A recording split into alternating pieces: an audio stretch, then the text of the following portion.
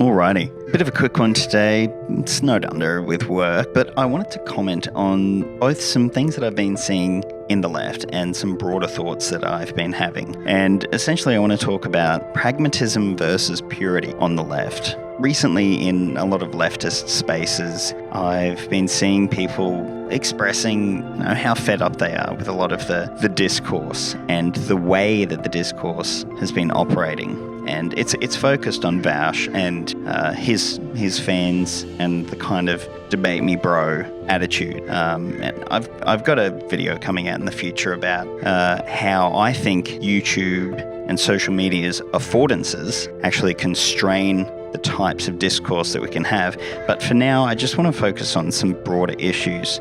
And one of those is about the fact that we create the culture. Now, in the broader Western political sphere, leftists don't have any sort of systemic power, really. However, in leftist spaces, we 100% do.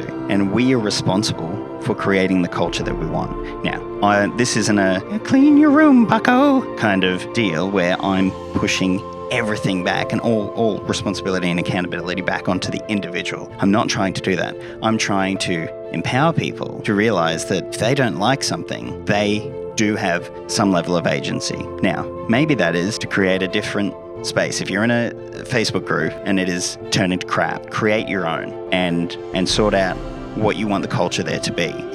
This kind of brings me to one of my favorite quotes from Marcus Aurelius, which is teach or tolerate. That is, in essence, some personal responsibility. If you see something that you don't like, it's up to you either to try and teach that person, because he then goes on to say how people are made for each other. We're all social creatures essentially, and we're all responsible to each other, which I feel is a very leftist ideal. So you either need to try and teach that person, or you tolerate where they are in their imperfect journey as their imperfect selves. As a broader issue though, I think a lot of the disaffection with the left comes from the divide that I see it as pragmatism on the left as opposed to purity. Purity is very easy to do, and in particular on social media, because the affordances that we're given of being able to write text posts and then to reply in relatively short, in turn-based ways to each other doesn't facilitate any sort of argument or even necessarily a dialectic. But what it does is give people the opportunity to pick apart, semantics and to focus on, trying to win or best an opponent rather than trying to come to an understanding or to try and help or to try and take something on board. Because if you don't get in the last say, that makes you feel bad. You can't say, that's interesting. I'm going to go away and think about that, because this post and that comment thread is going to be gone in a couple of hours, if not, the next day or two. You're never going to see that again. So you don't have that opportunity as you do in real life when you see someone in your sphere to say, that's interesting.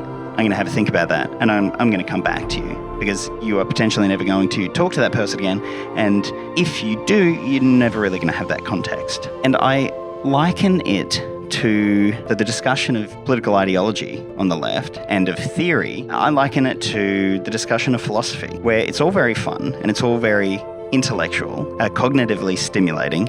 However, does it really affect any change? I might be being a bit controversial here in saying that I don't think it has a heap of use on the modern left. I think we need to develop a culture of a pragmatic left. And I don't want to say praxis because nobody understands what that means. Let's just say pragmatic, because normal people know what that means. We're actually doing things. I am not here to say this is how we need to do, a pragmatic left. But what got me thinking about this was the recent furor over Jimmy Dore's Medicare for All shenanigans, and then the $15 minimum wage, both in America. I'm obviously Australian, but thanks to the incredible economic and cultural dominance of the US, I'm just completely ensconced in US culture war shenanigans. People on the left who had previously been theory heads and trying to, demonstrate their purity with regards to their ideology and not debasing themselves by getting into politics or saying, politics it's not going to solve anything, it's the neoliberal center, it's not going to affect any change, reform is useless, blah, blah, blah. Suddenly, so many of these people had an opinion and took a side on the Medicare for all or the $15 minimum wage. I saw it as a bit of, people trying to have their cake and eat it too. They were stayed out of the fray and could, act a little bit morally superior and pure ideologically. They had their line from, whether it was Emma Goldman or they had an ML perspective and they could equivocate on that and they didn't have to make any concessions. But then suddenly they all had an opinion about what politicians in a parliamentary system essentially should be doing. And I don't think there's anything wrong with having that opinion, but I think they recognize that these institutions are the wheelhouses of power, and the right 100% understands power, and they understand getting it and they understand keeping it. And I think there needs to be an understanding on the left of that as well. We can't be pure. It's all well and good to be able to have every consistent opinion and never have to have any of those challenged because you never actually are in a position to have to make compromises. We need to cultivate the pragmatic left where we do things. And we do them, one, because we recognize that the current system is not correct, but we have a better alternative. And maybe that is not 100% the ideological end goal where people would like to end up, but it can be consequentialist harm reduction. People that would have said, well, we don't want to engage in politics at all because, you can't actually change the system and this small reform isn't going to overhaul the system, suddenly were understanding the benefits of a $15 minimum wage. 100%. That's going to have actual material benefits for tens of millions of people. It's not going to fix the system, but it's going to be better. And I think that's where we need to head. We need to be harm reductionists and we need to be looking at policy and we need to be understanding that institutions exist and there is a level of power that exists within those. And we need to identify where that exists and we need to identify how we can attain that power in order to not only stymie the right's horrific ideology, but also to implement small goals of our own that are going to help people in the here and now. Oh, hey, what's that plug?